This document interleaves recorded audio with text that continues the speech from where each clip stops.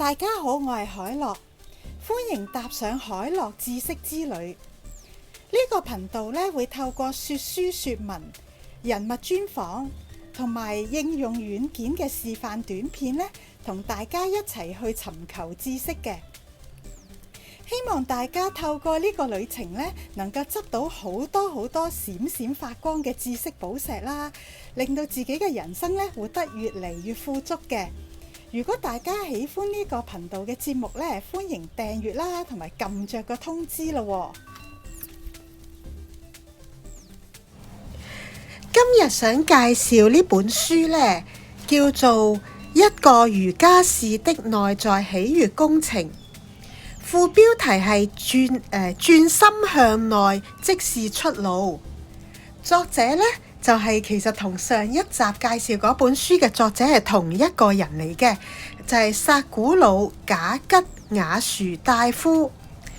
都係地平線文化出版啦。最新版本咧出版年份係2023年嘅。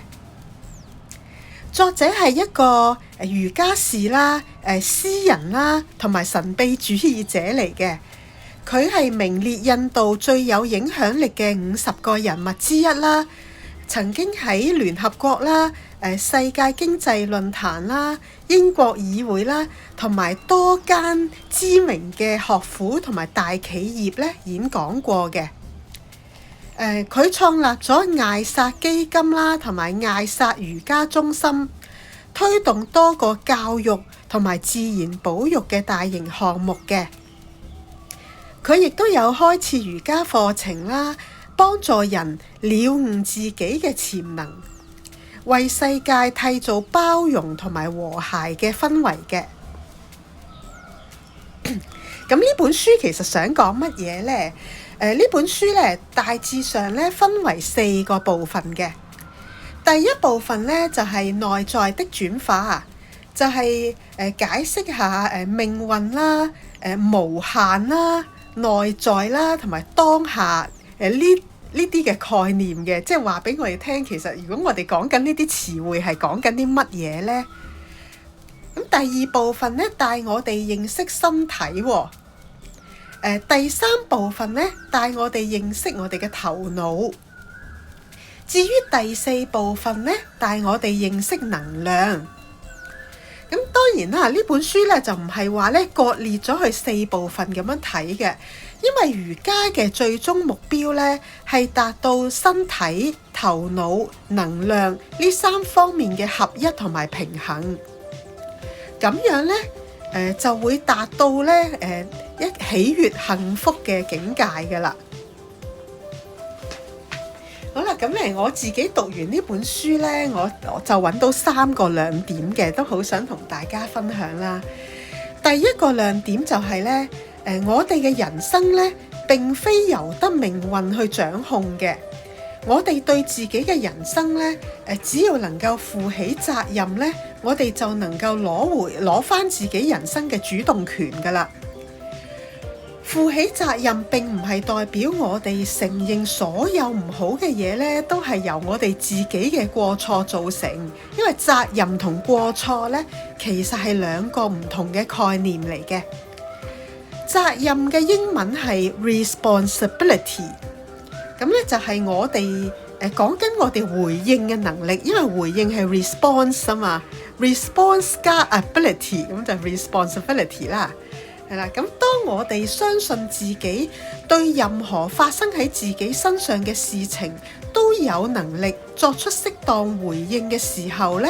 咁樣我哋嘅人生嘅方向盤呢，就係會掌握翻喺我哋自己嘅手上啦，即係唔會話交咗俾唔知第二啲乜嘢神秘嘅力量啦。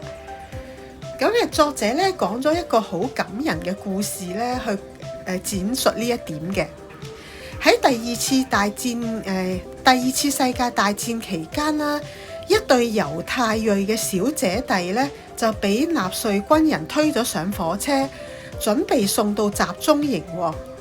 咁喺上火車之前咧，細佬咧因為貪玩啦，因為佢嗰陣時得8歲到啦，咁咧同其他細路仔玩咧，玩到咧就甩咗隻鞋啦。咁咁家姐見到細佬冇咗隻鞋咧，就好嬲喎，大力咁樣搖晃佢啦，又大力咁樣咧，啪一聲打咗佢一巴啦，又大聲咁樣鬧佢啦。話喂，我哋嘅父母啊，都唔知去咗邊啊！而家你又搞啲咁嘅麻煩出嚟，你咪仲未夠煩㗎咁樣，係啦，即係大聲鬧佢啦。咁啊，成站即係喺一站嘅路程中都不停咁鬧佢。好啦，到火車到站之後咧，呢兩姐弟咧就俾啲納粹軍人咧強行分開咗啦，分別送去唔同嘅集中營啦。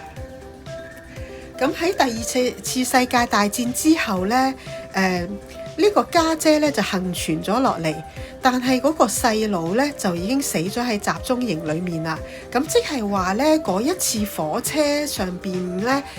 佢家姐打佢啊、鬧佢啊、搖晃佢，係佢哋最後一次嘅相聚，即係兩姐弟最後一次嘅相聚啦。咁幸存落嚟嘅姐姐咧，之後就好後悔啦，覺得好遺憾啦。咁呢一次嘅遺憾咧，喺佢嘅生命裏面咧，即係落下咗一個好大嘅烙印，好深嘅烙印啦。咁呢一次嘅遺憾令到幸存落嚟嘅姐姐咧，就洗心革面啦，立志以後咧都唔再對任何人咧口出惡言。咁呢一次嘅立志咧，的確咧佢啊真係做得到喎，即係之後咧就冇再對人口出惡言，佢自己嘅生命咧都受到好大嘅改變啦，即係都變得好唔同啦。咁所以咧，即係只要我哋咧去知道咧，我哋即係由我哋能夠相信自己咧，對於發生喺我哋嘅身上面嘅事啦，或者我哋面對嘅事咧，識得去作出適當嘅回應嘅時候咧，我哋其實咧就能夠掌握返自己嘅生命嘅。好啦，第二個亮點就係咧，我哋要拋下自以為是嘅自己喎，同我哋嘅頭腦要保持距離。咁呢樣點解咁奇怪？作者係要講同我哋嘅頭腦保持距離呢？咁作者提醒讀者啦，我哋嘅身體就係我哋食落去所有食物嘅總和嚟嘅，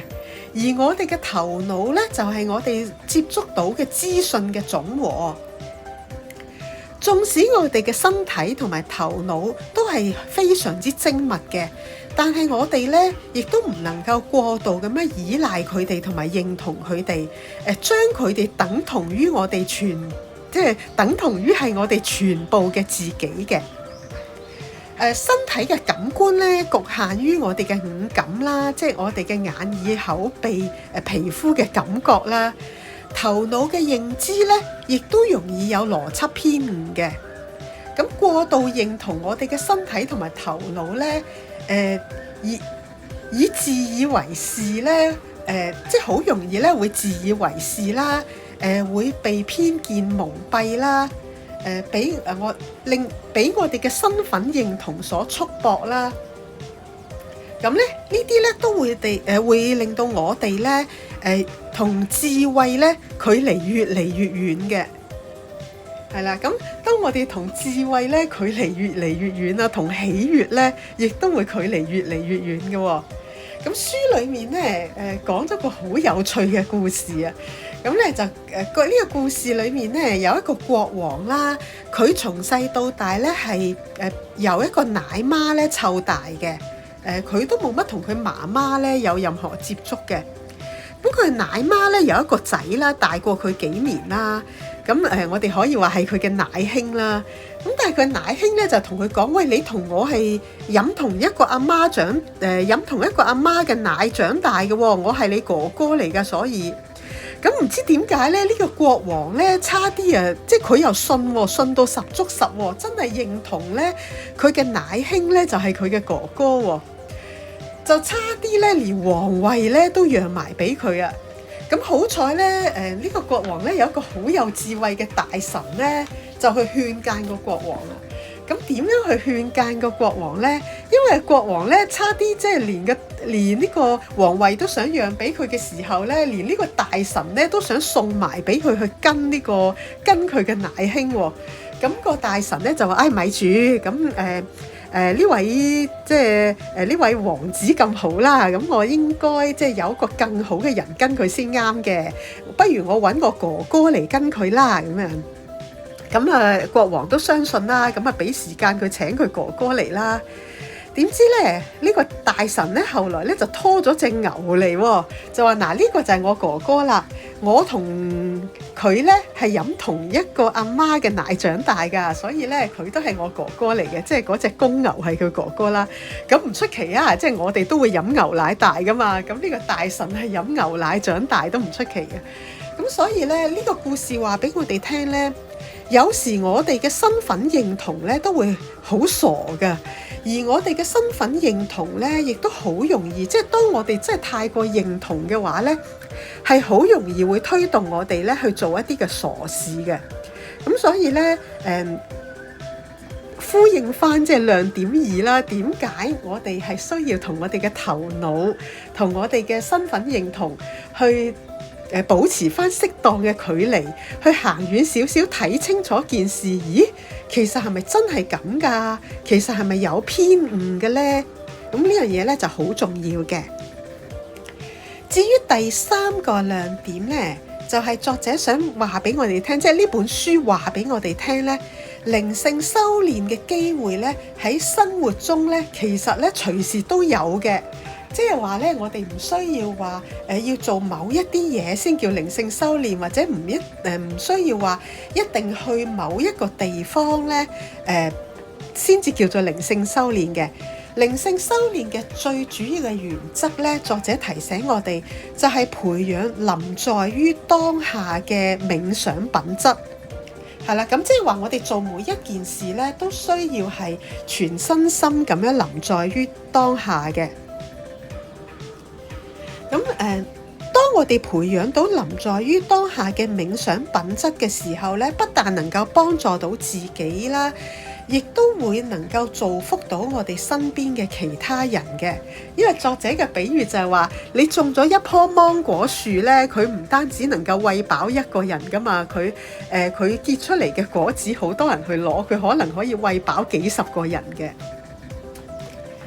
咁我哋無論其實咧，作者都提醒我哋咧，我哋其實無論如何咧，我哋都係活在當下嘅，因為我哋此時即係譬如我呢個人啦，我而家錄緊書俾大家聽啦，咁我都只能夠處於而家呢一個時刻嘅，我並唔係處於1分鐘之前嗰個過去啦，亦都唔係1分鐘之後嗰個未來，即係我就係喺此時此刻呢1分呢1秒嘅。咁係啦，既然我哋本身嗰個現實就係我哋根本就係活在當下，咁我哋要做嘅嘢呢，就係臨在於當下，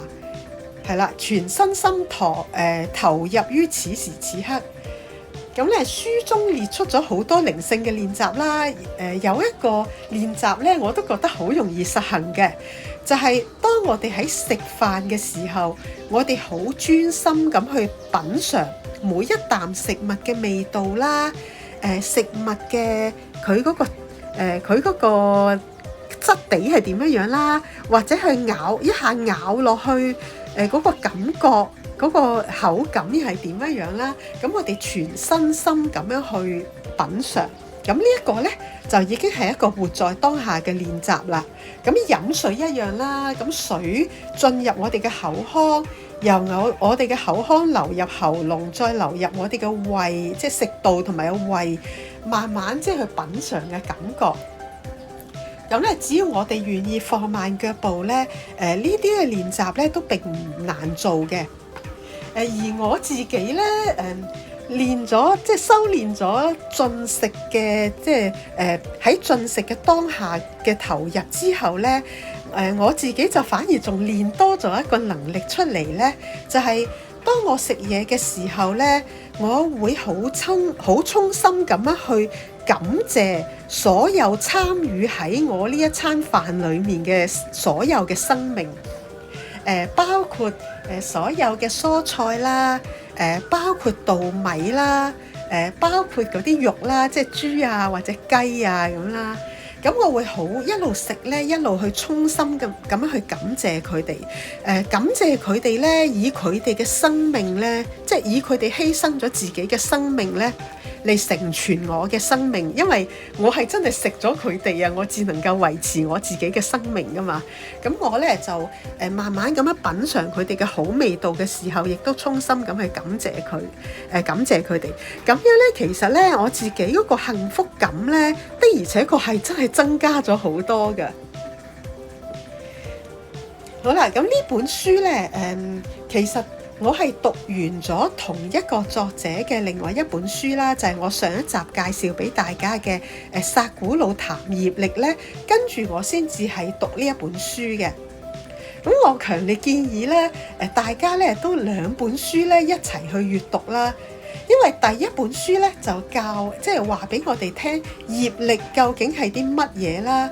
同埋佢點樣影響我哋啦。而第二本書咧就會更加着重於我哋點樣去透過日常生活嘅種種靈性修煉咧，幫我哋自己擺脫業力嘅束縛，攞翻自己人生嘅方向盤嘅。咁呢兩本書，如果一齊去閱讀咧，係更加去能夠幫助到我哋咧。因為呢兩本書一齊閱讀嘅時候咧，兩本書咧嘅理解咧都會好啲嘅，即係對於我哋對兩本書嘅理解都會深好多嘅。咁希望呢兩集嘅節目，即係介紹薩古魯嘅書咧，都能夠幫助到大家咧，都能去幫自己去增加自己嘅幸福感啦，亦都同周圍嘅環境啦，同周圍嘅人咧去締造和諧嘅氣氛啦。好啦，今日嘅介紹就到呢度為止啦。我呢一個節目，我呢個頻道咧會係透過說書啦，即係介紹書本啦，說文即係介紹文章啦，人物專訪啦，同埋對於一啲應用軟件嘅示範咧，同大家一齊去尋求知識嘅。期望喺呢個尋求知識嘅旅程咧，我哋一齊行嘅過程當中咧，大家都能夠行得開心，亦都能夠咧生活得更加滿足嘅。我哋下一集再見啦，拜拜。